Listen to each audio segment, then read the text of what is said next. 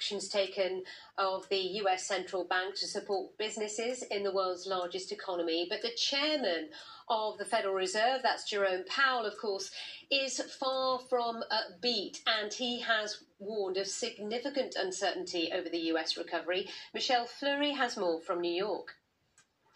The head of America's powerful central bank highlighted that the economic pain caused by the coronavirus pandemic had not been felt equally by the American workforce.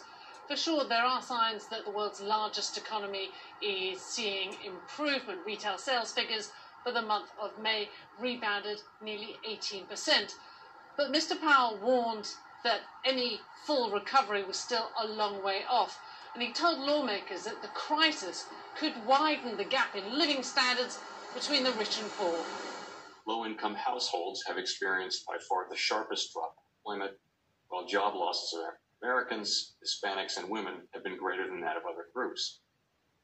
If not contained and reversed, the downturn could further widen gaps in economic well-being, but the long expansion had made some progress in closing. As Mr. Powell has said before, he suggested that more aid was needed.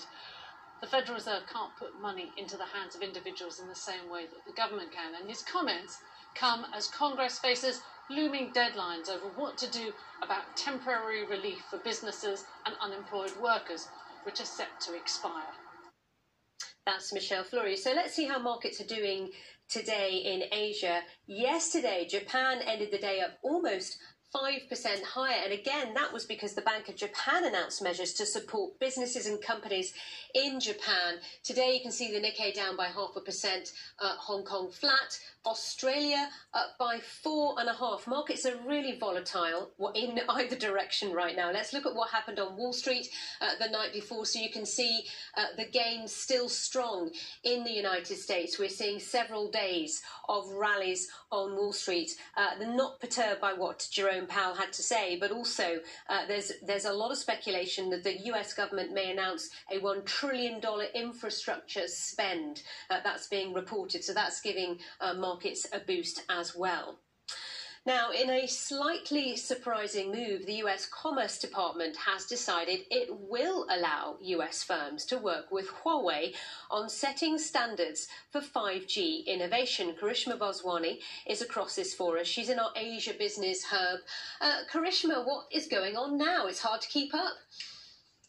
Yeah, you know, the twists and turns of the relationship between the United States and Chinese telecoms giant Huawei deserves an entire book, perhaps, all on its own. But certainly the decision by the U.S. Commerce Department to allow this particular collaboration is significant, given that up till now the U.S. has been vehemently opposed to having Huawei involved in anything. Now, we got a statement from Huawei earlier today, and what they said was that fundamentally standards should be set in an open, fair, and non-discriminatory manner.